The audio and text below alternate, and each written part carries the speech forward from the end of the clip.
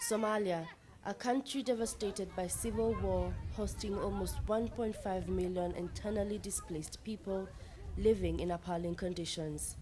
Entire families traumatized by the war live in makeshift shelters. They have limited access to water, medical facilities, education, and food. Child labor is rampant. Malnutrition reaches a rate of 20% amongst the children who live in the South Central region. Many women living in IDP camps in Somalia have lost their husbands or got separated from them because of the war. Now they are forced to collect garbage or beg to feed their hungry children. These activities expose them to risks of exploitation, harassment, and sexual violence. In addition to provide temporary shelter to vulnerable families, UNHCR believes that the most effective way to protect these women is to provide them with livelihood opportunities.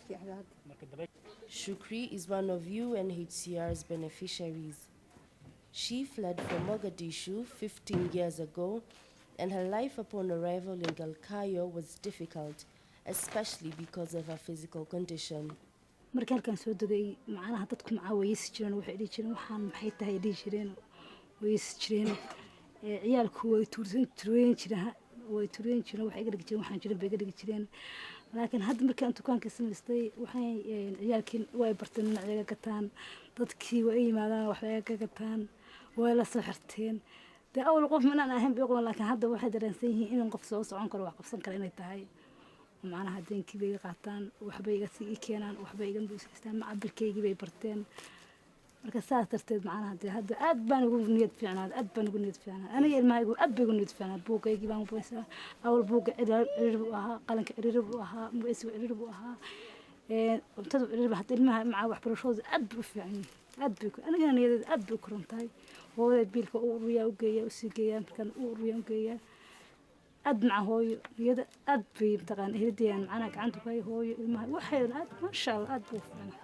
أد ما شاء الله. Shukri was selected by UNHCR and the IDP community in Tabakal IDP settlement as one of the most vulnerable women in need of support.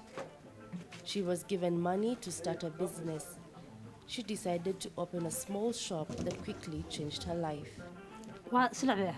أد بسرعة نيد حما معناها بيلكو هذا وقتي دبك الشتاء ولا وقت أنا الشتاء صدق وقت أنا الشتاء هالوقت بالشتاء هالوقت بالشتاء صدق الوقت اللي ماشي هذا صدق الوقت والشتاء كان وقت أول هالوقت عريري.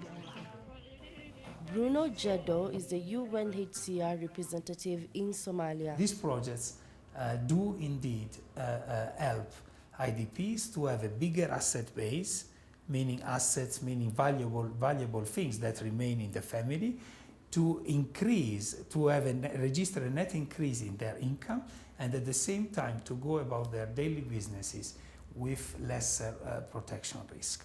UNHCR and the Galkayo Education Center for Peace and Development implement another very successful project that involves over 80 women and girls. These women sew sanitary pads, which are then distributed to tens of thousands of IDP women. Hawa Ibrahim Ali is 16. She fled from Mogadishu with her family 2 years ago, with her parents and 12 brothers and sisters. noloshu waxay kala tahay horta gabdhaha banaanka waxay ugu baqayaan banaanka inaysan aadan waxay ku walwalayaan ama lagu qofsadaa ama meel hooyadeedii aabeed ayadoo meel soo dirsatay suuq soo dirsatay waxa jirta gabdho iska watay la qofsado gaari lagu ritay anaga sidaas daraadeed ma aragtay ayaa banaanka ku soo bixi laanahay saas dhibkaas aan haystaa oo waxa ku dhahaa nimanka dad qabsanayaan saas gurigiisa joogna noloshana ayaa ilaalsanayna. Mama Hawa Aden is the director of the project. She is a human rights activist living in Galkayo. She spent years trying to improve the lives of IDP girls in Puntland. They are going through very difficult life and not having proper shelter, not having food, shelter, water, whatever you can call basics. The girls who participate to the Livelihood Project also receive education. This is not only protection, not only the dignity and right, yeah, it is also earning income. It is a livelihood. It is the livelihood. And girls are learning. The other side is that they are working in the morning, but now they feel something also, the empowerment, that they are the ones who have the money now and who are supporting the community. Many of the beneficiaries of these projects are victims of rape. We have a preemptive kind of intervention with the protection camp livelihood, but we also have a follow-up intervention for those who unfortunately have experienced violence and stigma, who can still be turned into businesswomen, being able to regain their dignity out of sheer self-reliance.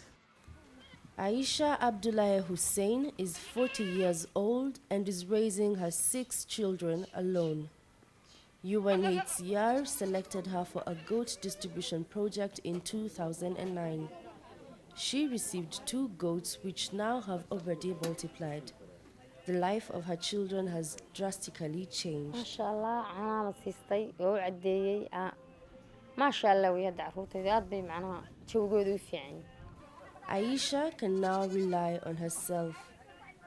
ما قرابة كده ولا لا بنشلين وتوكس ما بقاني ما بتوكس أنا قانو. معناها ضدك قرابة عينة هذه كان كسهولية كان كسواية وحاسة ولي ما نشري معناها. Despite the difficulties in accessing many IDPs in war-torn zones in Somalia, UNHCR still manages to save lives through livelihood projects. But millions of people are still suffering, and more should be done to give them an opportunity to survive and protect themselves.